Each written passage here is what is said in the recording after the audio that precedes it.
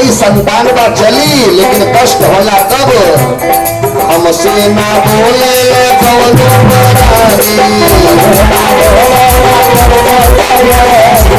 माई सबसे ज्यादा कष्ट हो देने होला कहिया ताना मारे लगे दया जुटानी तुहार हम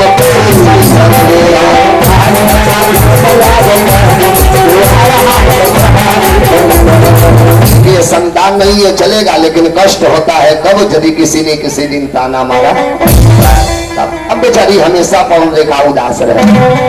उग्रसेन जी को रहा नहीं गया ब्राह्मणों को बुलाए और ब्राह्मण बुला के अपने घर पे पुत्रेष्ट यज्ञ किए।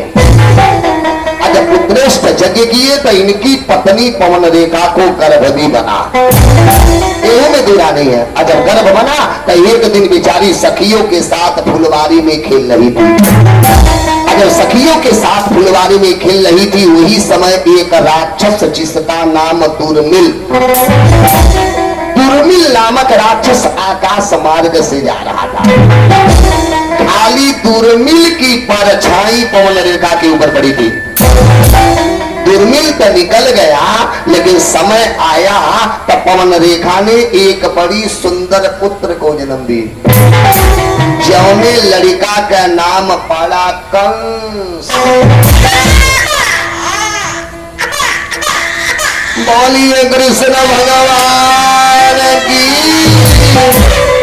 एक बड़ी सुंदर बेटा पैदा की जौने लड़का का नाम पड़ा कंस। अरे उग्रसेन जी का पावे का लुटावे दानम द्विजातिप्य जात कर्मा विधाय च। पता चला पुत्र पैदा हुआ दरवाजे पे ब्राह्मणों को बुलाया दानम द्विजातिप्यो जात कर्मा विधाय च। ब्राह्मण बुला के दरवाजे पे स्वस्ति वाचन का पाठ करवा रहे हैं, देवताओं को पूजा दे रहे हैं, पितरों को पूजा दे रहे हैं। जब बाबा लोग मंत्र पढ़ लिए तो दान कर रहे हैं। जब दान कर लिए अब अच्छी बात बता रहा हूं सभी लोग ध्यान से सुन लीजिए। आदमी को हमेशा अपने भाग्य के बारे में नहीं जानना चाहिए।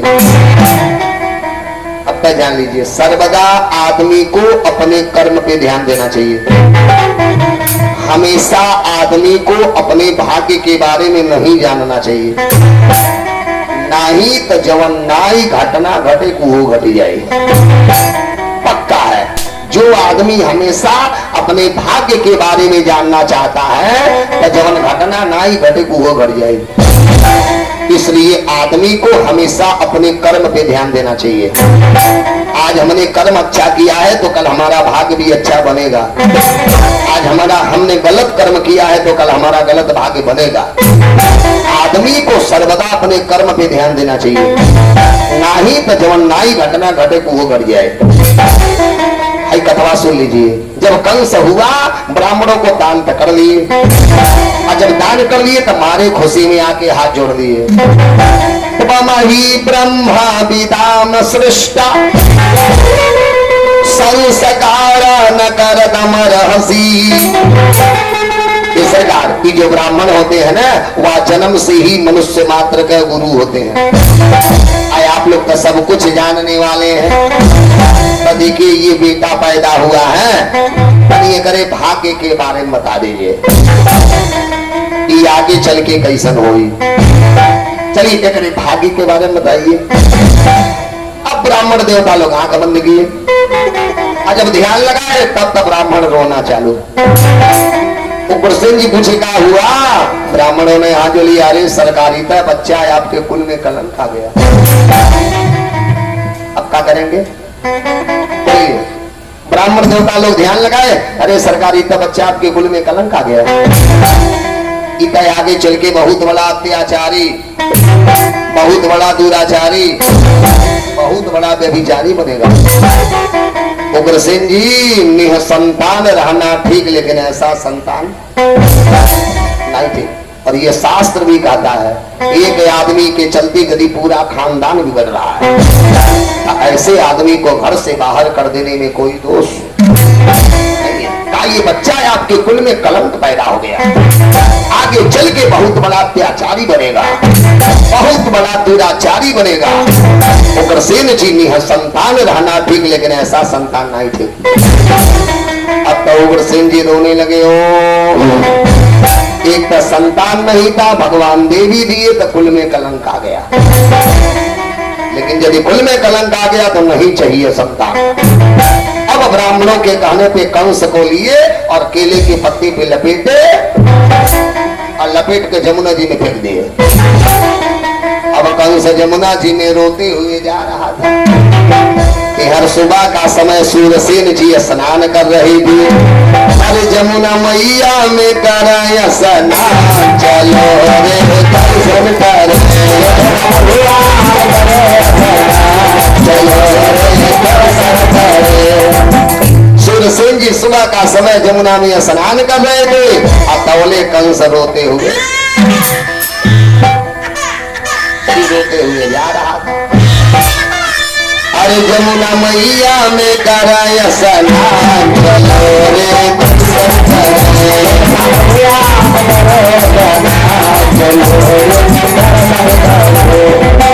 जमुना जी में रोते हुए जा रहा था। ये स्नान कर रहे थे, रुलाई सुने आवाज कहां से आया। इधर उधर देखे कोई नहीं, जब केले का पत्ता खोले तो बड़ा सुंदर बच्चा। इन्होंने कहा आज के बाद मेरी पास एक नहीं तू संतान है। बस कंसों को उठा ले आए अपने घर में और घरे ला करके पाल पोस के थोड़ा सा बड़ा किए। जब कंस थोड़ा कुछ बड़ा हो गया तो एक दिन नारद बाबा आए, वसुदेव जी प्रणाम किए, कंस भी प्रणाम किया। नारद बाबा बुलाए, सुन सुन, आ गया कान ले आओ, कान लगा दिए। नारद बाबा ने कहा तुम इनकर बेटा ना ही हो। कंस ने कहा तब के कर बेटा हो। नारद बाबा ने कहा तुम उग्रसेन का संतान हो और सूरसेन जी ने तुझे पाला है। कंस पूछा जब मैं उग्रसेन का संतान हूं तो यहाँ कैसे है। अब सारी कहानी सुना दी है। जब तुम पैदा हुए तब तार बाप ब्राह्मणों से पूछ लिए ये बच्चा आगे चल के कैसा होगा। ब्राह्मणों ने कह दिया आपके कुल में कलंक आ गया। अब ब्राह्मणों के कहने पे तुम्हारे पिताजी तुमको जल में फेंक दिए और जब तुम जल में बहते हुए जा रहे थे तो सूरसेन जी लाके तुझे पाल लिए। नारद बाबा सगड़ी कहानी सुना के चले गए। अब कंस सो रहा है, करे निधि नहीं आवे। ब्राह्मणों के कहने पे मेरे पिताजी मुझे जल में फेंक दिए, सोना निधि नहीं आवे। आज हम नींद नहीं आया, बस रातों रात घर में त्याग दिया।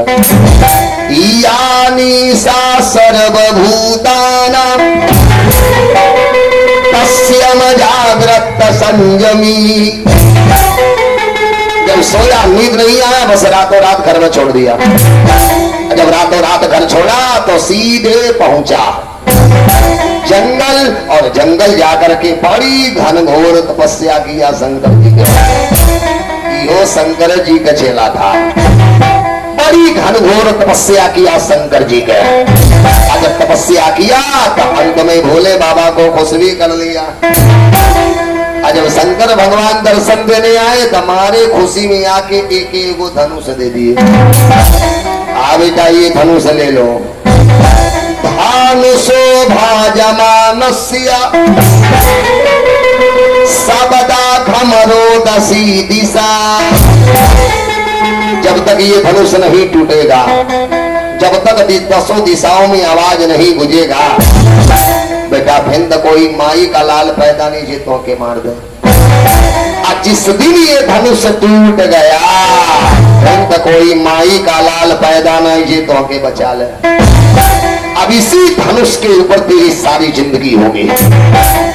धनुष दे दिए, आशीर्वाद दे दिए और आशीर्वाद दे करके महादेव वहां से निकल लिए। आज अभी वरदान लेकर के आया, सब बड़े बड़े राक्षसों को इकट्ठा किया। बकासुर, अघासुर, प्रलंबासुर, केसी, पूतना, तिरलावरा, एक से बड़े बड़े राक्षसों को इकट्ठा किया और अपने बना सबका सरदार। जब जब सरदार बना तो सबसे पहला अत्याचार ब्राह्मणों के ऊपर किया। इन्हीं ब्राह्मणों के कहने पे मेरे पिताजी मुझे जेल में प्रवाहित किए। जब ब्राह्मणों के ऊपर अत्याचार चालू कर दिया, बाबू हो ही शास्त्र कहता है, यदा देवेषु वेदेषु वेषु विप्रेषु साधसु अधर्मे मयि च विद्वेषा सावा आसो विनश्यति। ये शास्त्र कहता है ब्राह्मणों के प्रति, संतों के प्रति, गौ गंगा के प्रति जिनके मन में विद्वेष उत्पन्न हो जाता है वह आदमी बहुत जल्दी नष्ट भी हो जाता है। जब ब्राह्मणों के ऊपर अत्याचार किया, इन्हीं ब्राह्मणों के कहने पे मेरे पिताजी मुझे जेल में फेंके। जब ब्राह्मणों के ऊपर अत्याचार चालू किया, उग्रसेन जी बुलाया, कंस सुन, आ गया, कहा है तूने ब्राह्मणों का अपमान किया, चल चरणों में गिर के माफी मांग। जब कहे माफी मांग तो माफी मांगा था, माफी मांग, बस टप दे अपने बाप के पकड़ लिया और बाप को पकड़ा, पकड़ के फेंक दिया जेल में। बाप को डाला जेल में और अपने बना मथुरा का राजा। और जब मथुरा का राजा बन गया तब सैनिकों को आदेश दे दिया, आज के बाद कहीं यज्ञ नहीं होगा, यदि यज्ञ होगा आहुति पड़ेगी तो इस कंस के नाम से। ओम कंसाय योग विरागा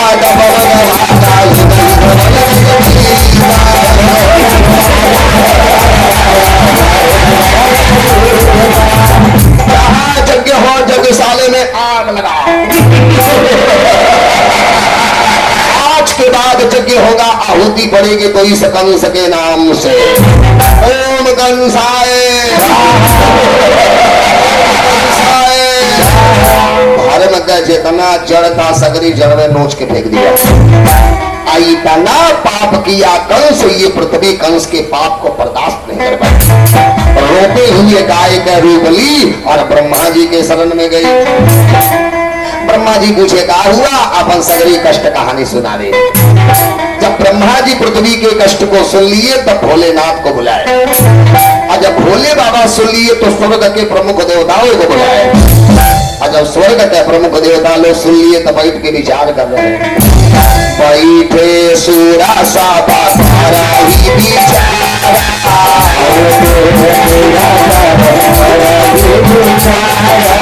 आई गए सूरा साबा तारा ही विचारा,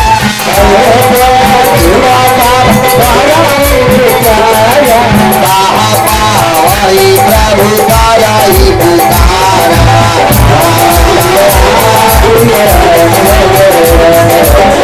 सारे देवता बैठ के विचार कर रहे हैं कि बैठे सूरा साबा तारा ही विचारा, कहाँ पावई प्रभु को नहीं पुकारा। कहाँ भगवान के पाया जाके दुखवा सुनाया जाए।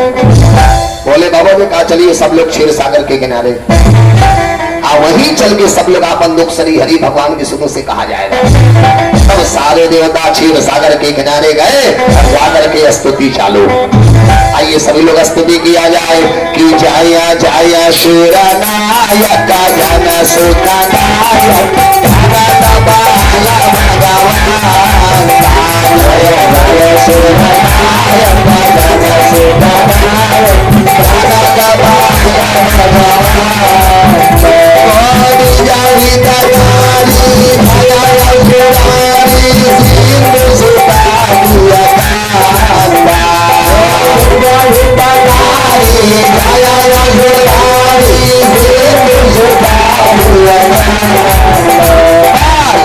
Sura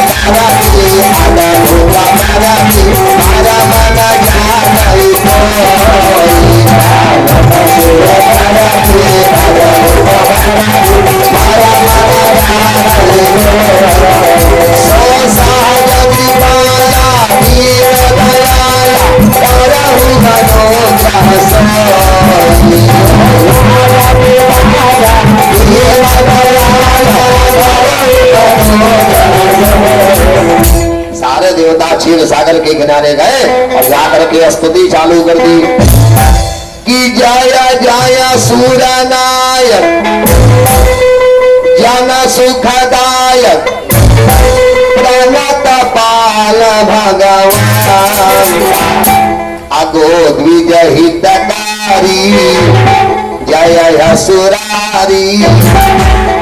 बूढ़ा से कही आ गई ना पचमा होनी पचमा जगह कही दे आ गई ना। हाँ जा बोलिए विष्णु भगवान की जाया जाया सूरनायक जन सुखदायक प्रणत पाल भगवान अगो द्विज हितकारी जय असुरारी सिंधु सुता प्रिय।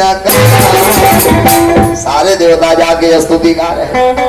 अरे ब्रह्मा जी का पुरुषोक्त पढ़ने लगे सहस्त्र शीरसा पुरुष सहस्त्राक्ष सहस्त्रपाद।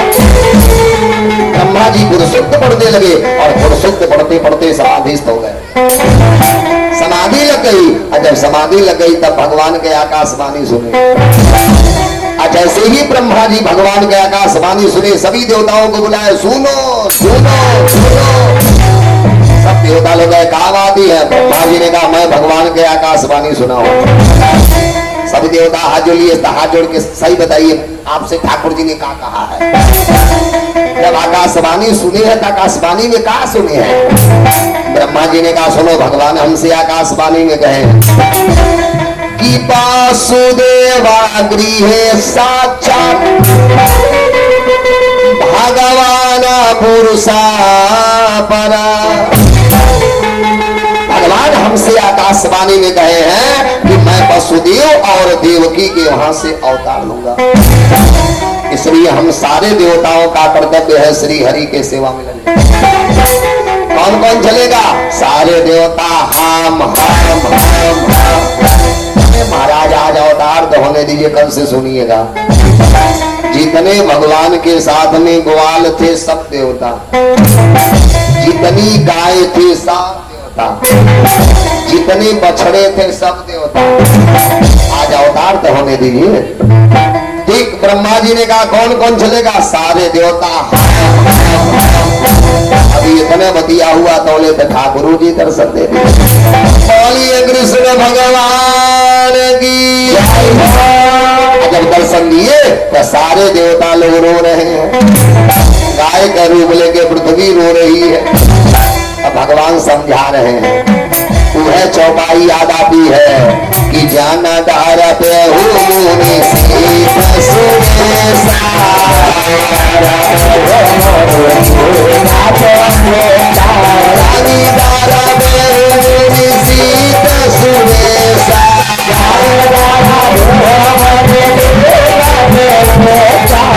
भगवान का एक भी देवता डरेंगे नहीं। अब मेरा अवतार होने वाला है। तुम ही लागी धरी है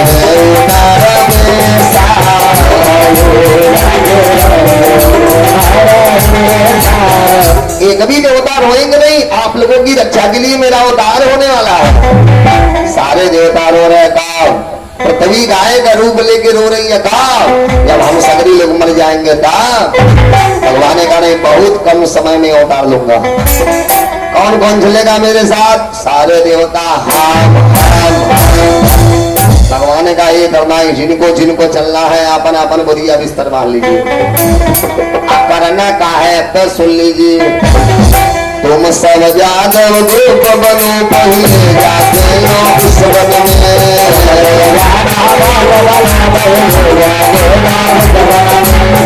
जिनको जिनको चलना है बुरिया बिस्तर बांधिए और मथुरा से लेके गोकुल तक छा जाइए। और एक काबा अब सुन लीजिए। तुम सब जादव रूप बनो पहले जाते हो उस वन में।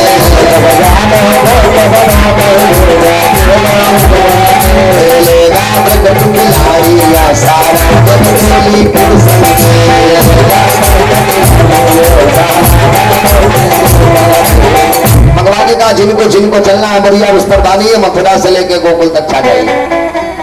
अरे के का बात का सुन लीजिए, एक भी देवता अकेले नहीं जाएंगे, जो चलेंगे अपने परिवार के साथ, क्योंकि मैं भी लेके चल रहा हूँ। त्रेता युग की वैदेही रुक्म के नाम से आएगी,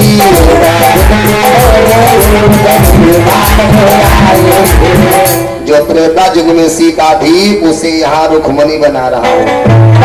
त्रेता युग की वैदेही रुक्म के नाम से आएगी,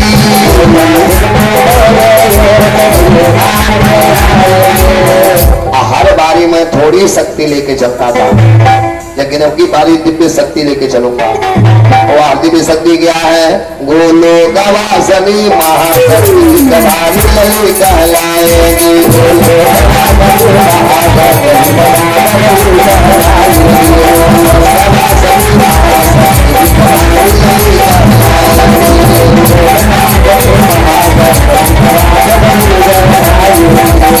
अब की बारी मैं दिव्य शक्ति लेके चलूंगा। और दिव्य शक्ति क्या है? भानु जी की लाडली किशोरी श्री राधा, बोलिए राधा रानी की। अब की बारी राधा को भी लेके चल रहा हूँ। हर बारी थोड़े कला का अवतार लेता था, अब की बारी 16 कला का अवतार लेगा। जिनको जिनको चलना है बुढ़िया बिस्तर बांध के तैयार। अब सारे देवता बुढ़िया बिस्तर बांध के तैयार हो गए। भगवान ने कहा चलिए मथुरा से लेके गोकुल तक छा जाइए। यार भगवान बुला लिए नारद बाबा। सरकार, अरे अब हमारा अवतार होने वाला है। कहता क्या अवतार होने वाला है? ठीक, नारद जी ने कहा तो भगवान ने कहा देखिए कंस तो पाप कर ही रहा है, लेकिन आप चलिए, आज चल के तनी पपुआ और तेज करा दीजिए। क्या करो? कहा औरत और बच्चे के ऊपर पाप तेज करा दीजिए, हमारा अवतार जल्दी हो जाएगा। नारद जी ने कहा ठीक है, बीड़ा बजाए जल्दी पाप करावे। लेकिन जब मथुरा में आए नारद बाबा का एक गजब दृश्य चल रहा। दृश्य का चल रहा था, कंस अपनी चचेरी बहन महाराज देवक का बिटिया जिसका नाम देवकी, अपनी चचेरी बहन चाचा का लड़की बड़ा धूमधाम के साथ विवाह किया। वसुदेव जी के साथ अपने हाथ से रथ को सजाया और बहन बहनोई को रथ पे बैठाया और रोते हुए विदाई कर रहा। आइए सभी लोग चला जाए। अब कंस अपने बहन का विदाई कर रहा।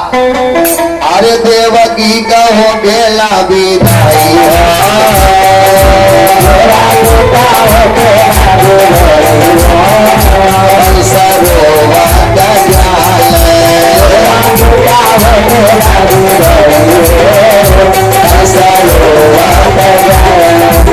सब लोग थोड़ा थोड़ा गाइए। अब का ठाकुर जी आ रहे हैं।